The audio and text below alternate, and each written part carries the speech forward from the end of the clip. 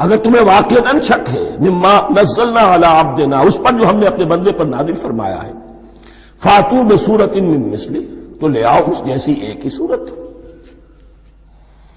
یہ ہم کل پوری تفصیل سے دیکھ چکے ہیں کہ برسبیل تنزل یہاں پہنچے ہیں۔ پہلے 2 آیتیں میں نے آپ کو سنائی تھی، اس میں پورے قرآن کی مثال لانے کا چیلنج کیا گیا۔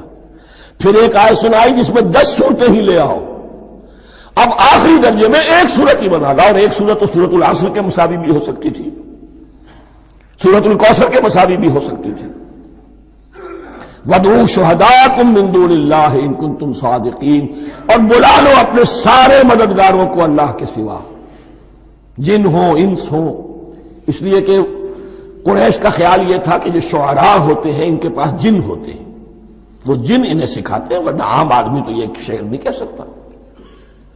تو تمہارا اگر کوئی گمان ہے کوئی جنات سکھانے والے ہیں، کوئی انسان ہے، خطیب ہے، شعراء ہے، ادیب، سب کو جمع کرو۔ ان کنتم صادقین، اب یہ ہے بہت ہی، جس کو میں نے کل کہا تھا، آپ کو یاد ہوگا، قرآن کا انداز کیا ہوتا ہے کہ وہ اپنے اندر جھانکنے کی دعوت دیتا ہے۔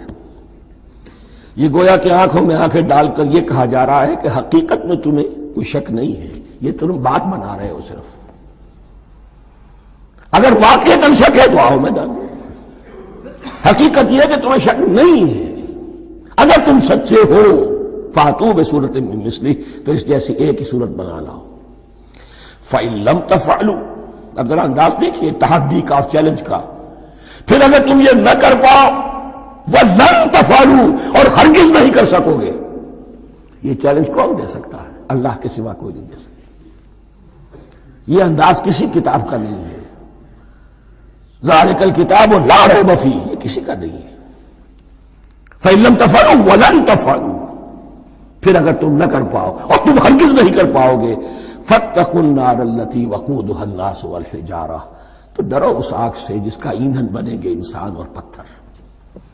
اعدت للکافرین، کافروں کے لیے تیار کر لی گئی ہے، بھڑکا دی گئی ہے۔ پتھروں کا ذکر خاص طور پر کیوں ہے؟ 2 اس کے امکانات ہیں۔ آپ کو معلوم ہے کہ وہ جو پتھر کا کوئلہ ہوتا ہے اس کی آگ بڑی سخت ہوتی تھی، عام جو ہمارا یہ لکڑی کا کوئلہ ہوتا ہے اس کے مقابلے میں، اور دوسرے یہ بھی کہ چونکہ انہوں نے جو معبود تراش رکھے تھے وہ پتھر کے ہوتے تھے، تمہارے ساتھ ہی تمہارے ان معبودوں کو بھی جھونکا جائے گا، وہ بھی جلیں گے، تاکہ تمہاری حسرت کے اندر اضافہ ہو۔ ان سے ہم دعائیں مانگا کرتے تھے، ان کے سامنے ماتھے ٹیکتے تھے، ان کے سامنے ڈنڈوت کرتے تھے، ان کو چڑھاوے چڑھاتے تھے۔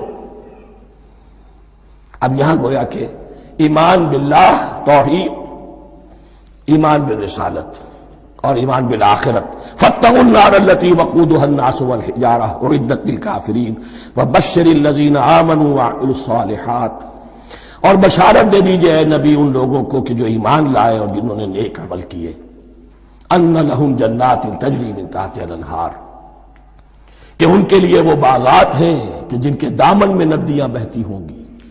لفظی ترجمہ ہوگا جن کے نیچے ندیاں بہتی ہوں گی۔ مراد اس سے کیا ہے؟ عام فطری باغ وہ ہوتے تھے کہ جس میں ذرا اونچائی پر جو ہے درخت لگے ہوئے ہیں اور دامن میں ندی بہ رہی ہے، تو اس سے خود بخود جو ہے اریگیشن، نیچرل اریگیشن ہو رہی ہے، درختوں کے جڑوں تک پانی پہنچ رہا ہے۔ بہرحال ترجمہ آپ لفظی کریں، ان کے نیچے ندیاں بہتی ہوں گی، یا یہ کہ جن کے دامن میں ندیاں بہتی ہوں گی۔